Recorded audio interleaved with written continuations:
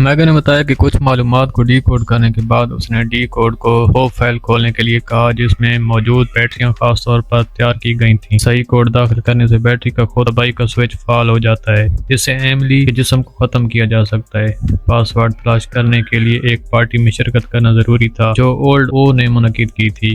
D code computer روم سے جواب ڈھونڈنے کی کوشش کرتا ہے۔ جب وہ پارٹی کے لیے سوٹ پہن کر وہاں پہنچتا ہے تو موقع کی تلاش میں رہتا ہے۔ اسے یہ معلوم نہیں ہوتا کہ دوسری طرف بھیس بدل کر بیٹھی ایملی اپنی فرشتے جیسی صورت اور دلکش جسم کے باعث ایملی نے اولڈ او کی توجہ حاصل کر لی اور وہ اسے اپنے نجی کمرے میں لے گیا۔ جب ایملی نے ظاہر کیا کہ وہ اس ساتھ وقت گزارنے پر راضی ہے، اولڈ او نے اپنے پاس موجود ایک بٹن دبایا اور پورا کمرہ گھومنے لگا۔ اولڈ او نے ایملی کو ایک چھوٹا سا ڈانس بھی دکھایا، لیکن جب ایملی نے دلچسپی ظاہر نہ کی تو اس نے اپنی جدید ٹیکنالوجی کی ایجادات دکھائیں۔ میز پر موجود اسکرین کو دبانے کے بعد اولڈ او نے اپنی آنکھ کی ریٹرن اسکرین سے پورے سسٹم کو ان لاک کر دیا۔ صرف ایک بٹن دبانے سے پورے شہر کی بجلی بند ہو سکتی تھی اور دوبارہ دبانے سے بحال ہو جاتی۔ اولڈ او شہر کا پوشیدہ حکمران تھا۔ اسی وقت جیما کو بھی ایک سوراخ مل گیا۔ پارٹی میں اسے اپنی کمپنی کا پارٹنر چیری نظر آیا جو چپکے سے اولڈ او کے ساتھ مل کر کام کر رہا تھا اور اسی وجہ سے پارٹی میں موجود تھا۔ چیری کو صورتحال بتانے کے بعد اس نے جیما کی مدد کرنے پر آمادگی ظاہر کی۔ جیما کمپیوٹر روم میں پولیس یو ایس پی لگا دی۔ میگن نے فوراً ایملی کی لوکیشن تلاش کرنا شروع کی۔ ایملی نے اولڈ او کو پیچھے دھکیل کر اس کی آنکھ کا سکین کر لیا اور پورے سسٹم پر کنٹرول حاصل کر لیا۔ میگن نے جلدی سے ایملی سے کنٹرول واپس لینے کی لیکن ایملی نے